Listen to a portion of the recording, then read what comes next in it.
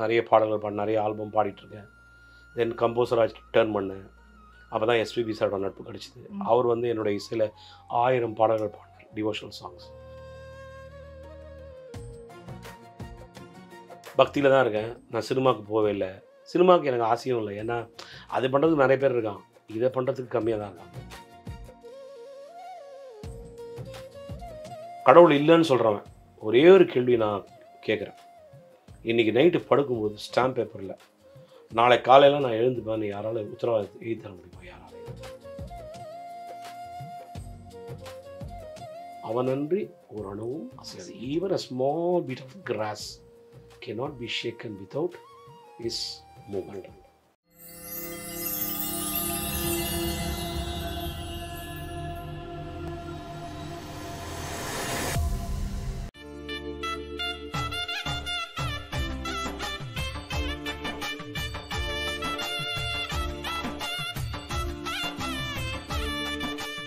ஐத்தமிழ் பக்தி நேயர்களுக்கு வணக்கம். நம்முடன் இன்று இணைந்திருப்பவர் ரொம்ப பெரிய மகான்னு சொல்லலாம். பொதுவாகவே தமிழர்களையும் பக்தியையும் பிரித்து பார்க்க முடியாது.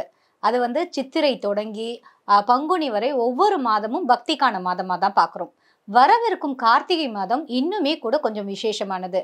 ஏன்னா வீடெல்லாம் கார்த்திகை தீபம் ஏற்றி பெண்கள் அந்த சிவனை வழிபடுவதாக இருக்கட்டும், இல்லைன்னா முருகனுக்கு உகந்த கார்த்திகை பெண்கள் முருகனை எடுத்து வளர்த்ததாக இருக்கட்டும், எல்லாவற்றையும் தாண்டி கார்த்திகை முதல் மகர ஜோதி வரை இந்தியா முழுவதும் எங்கெங்கு காணினும் ஐயப்ப பக்தர்களின் கூட்டம் அப்படின்னா அது மிகையாகாது.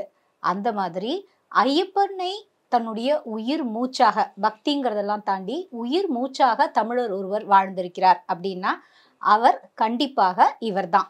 அவர் கந்தர்வ கான ஜோதின்னு சொல்லப்படுகிற திரு வீரமணி ஐயா அவர்கள். இன்று திரு வீரமணி ஐயா அவர்கள் நம்முடன் இல்லைனாலும் அவருடைய மகன் திரு வீரமணி கண்ணன் அவர்கள் நம்முடன் இணைந்திருக்கிறார். இவர் ஒரு பாடகர், இசையமைப்பாளர். அதை தாண்டி நிறைய மியூசிக்கை நமக்காக கம்போஸ் பண்ணி கொடுத்துருக்காரு. அவரை இன்று பேட்டி எடுப்பதில் ரொம்ப சந்தோஷப்படுறோம். சார், உங்களை வரவேற்பதில் பெருமிதம் அடைகிறோம்.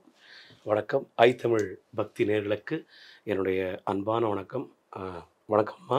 பக்திக்கு ரொம்ப பக்தியை நெருக்கமாக கொண்டு போகிற ஒரு ஃபார்ம்னா நம்ம இசையை சொல்லலாம். இசையை விட வேறு எதுவுமே இல்லை. நீங்கள் பியூரஸ்ட்னு சொன்ன மாதிரி இந்த இசை உங்களை ஆட்கொண்டது எப்படி சார்? எந்த வயசுல இருந்து? 8 வயசு. உங்களுடைய குரு யாரு? என்னுடைய 8 வயதில் இந்த கர்நாடக சங்கீதம் நான் கற்க ஆரம்பிச்சு டெல்லி சுந்தரேசன், அப்புறம் வனஜா நாகராஜன், அப்புறம் எஸ் ராஜேஸ்வரி, லாஸ்ட்டாக என்னுடைய குருநாதர் மதுரை TN சேஷகோபாலன். இப்படி என்னுடைய கர்நாடக இசை சங்கீதம் முடிஞ்சு அப்பா மறைந்த பிறகு அவருடைய ஐயப்பன் இறைப்பணியை தொடர்ந்து செய்ய வேண்டிய கட்டம் வந்தது. அதனால் பிஎஸ்சி கெமிஸ்ட்ரி ஒரு கிராஜுவேஷன்றது ஒன்று வேணும். அதனால் பிஎஸ்சி கெமிஸ்ட்ரி முடித்து ரான்பேக்ஸில் வேலை சேர்ந்தேன். அப்போது என்னுடைய முதல் முறையாக எனக்கு தென்னாப்பிரிக்கா பயணம் வந்தது. அப்போ எங்கள் அம்மாட்ட போய் கேட்டேன், என்னம்மா இந்த மாதிரி பார்த்துக்கோ, எனக்கு இஷ்டம் இல்லை, நீ வேலை பார்த்துன்னு சைடில் இதை வச்சுக்கிறது தான் நல்லது. எனக்கு என்னென்னா அந்த சந்தில் வச்சுக்கிறது ஒரு துறையை நம்ம தேர்ந்தெடுத்தால் முழுக்க நம்மளுடைய டெடிகேஷன் மஸ்ட் பி தேர். ஒன்று நான் அந்த பக்கம் ஃபுல்லாக வேலைக்கு போய் இதை விட்டுறணும், மியூசிக் வெறும் ஹியரிங்க்கு வச்சுக்கணும். ஸோ அங்கேயும் செயல் பண்ணிட்டு இங்கேயும் நடக்காத காரியம். அப்புறம் ரான்பேக்ஸில் போகும்போது சொன்னால், உனக்கு கான்ஃபிடன்ஸ் இருந்ததுன்னா நீ மியூசிக் எடுத்துக்கணும். என்னுடைய MD எனக்கு அட்வைஸ் பண்ணார், குஜராத்தி அவர். அப்புறம் தைரியமாக வேலையை ரிசைன் பண்ணேன். த டே ஐ resign 1997 I quit my job. 1996 till today I never regret why I left the job. ஆனால் whether I should have done music as a sideline. இன்னி வரைக்கும் அந்த ஒரு ஸ்டேட்டஸை கடவுள் எனக்கு கொடுக்கவே இல்லை.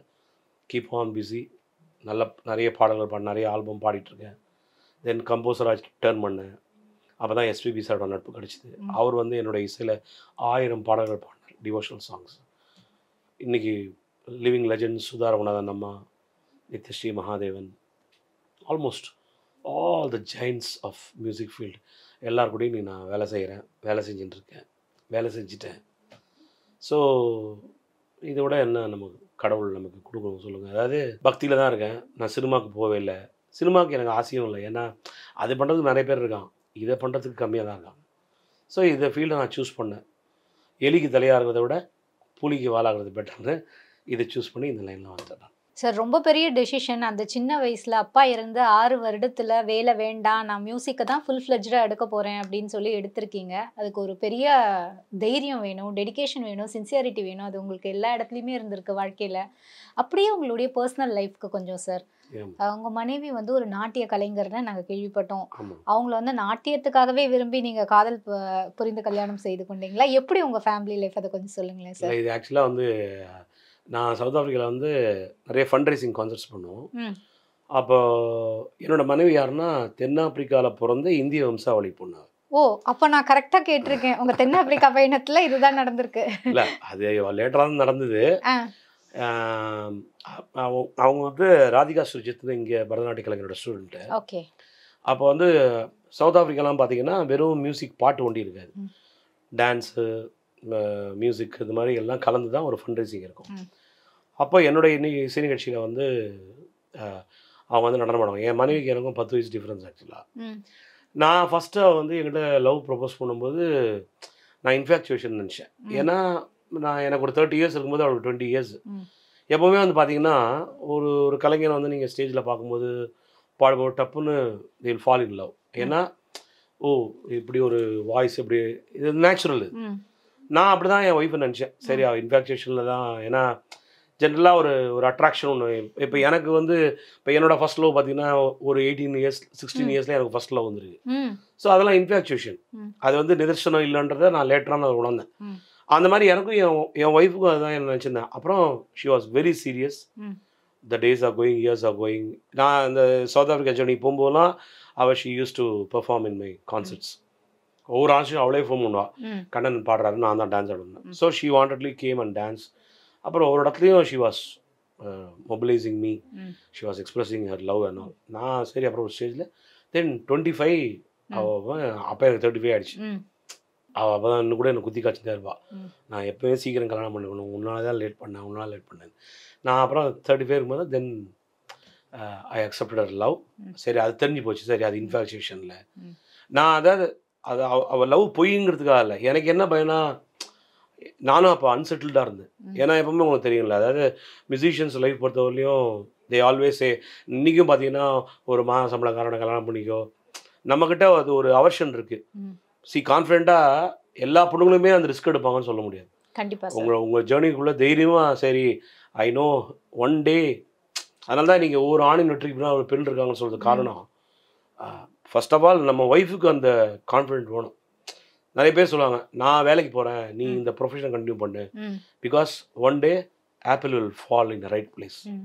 அந்த தியரி வந்து நம்மளோட நம்ம ஒய்ஃப் ரொம்ப ஸ்ட்ராங். எனக்கு நானும் அதை பார்ப்பேன், அவங்க ஸ்டைல்லேருந்து யோசிப்பேன். இப்போ அன்சல்ட்டாக நம்ம வந்து கல்யாணம் பண்ணிட்டு அவளையும் கஷ்டப்படுத்தக்கூடாதுன்னு நான் அவங்க ஸ்டேஜ் இன்னும் யோசிப்பேன். ஸோ நம்மளோட பெட்டர் ஆப்ஷனாக யாராவது பிரைட் குரூம் வந்தாங்கன்னா அவங்க கல்யாணம் பண்ணிக்கணும்னு நான் அப்படி தான் அவளை விட்டேன். இதில் பிரேக்கப்லாம் ஆச்சு எங்களுக்கு. அதுக்கப்புறம் தான் என்னுடைய அம்மா தவறி போனதுக்கப்புறம் என்னோடய ஃபஸ்ட் இயர் எங்கள் அம்மா இறந்து போனேன் முதல் வருஷத்துக்கு அவள் இந்தியா வந்தாள். திருப்பி பண்ணி ஏன் இன்னும் பண்ணிக்கல, எனக்கு ஒன்றை தவிர யாரையும் பார்ட்னராக இந்த லைஃப்பில் தான் நான் முடிவு பண்ணேன், நீ கிடைக்கலையா, நான் அப்படியே தான் முடிவு பண்ணேன். சரி, நானும் வந்து அப்போ மேரேஜ் பண்ணியிருந்தேன். 2 பேரும் அப்படி இணைஞ்சோம் லைஃப்பில், திருமண பந்தத்தில் இணைஞ்சு எங்களுக்கு ஒரு அழகான ஒரு தேவதை மகாலட்சுமின்னு பேர். அந்த குழந்தைய வந்து இப்போது 10 வயசு. இப்போது நல்லா டான்ஸ் ஆடுறா, அம்மா மாதிரி, அம்மா டிஎன்ஏ, பாட்டும் பாடுறா. இப்போ அவளை நல்லா கொண்டு வந்து அவளுடைய இஷ்ட பிரகாரம் என்ன அவளுக்கு பிடிச்சிருக்கோ she has to decide and do whether she wants to carry that legacy. அது நமக்கு இல்லை. நான் எல்லாத்தையும் வந்து one at a time I take in my life.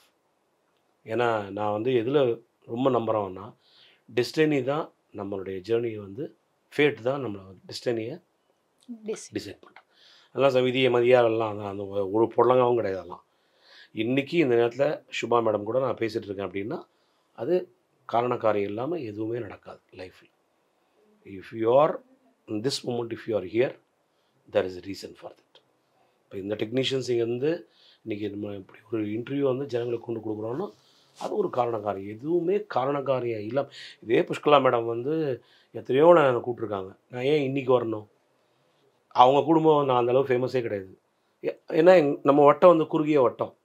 இப்போது இந்த யூடியூப் காணொலி மூலமாக நிறைய நான் ராஜா சாரை பற்றி டீகோடிங் பண்ணி அப்படி பண்ணி இன்றைக்கி தான் இது நடக்கணுன்றதை வந்து முன்னாடி எழுதினது.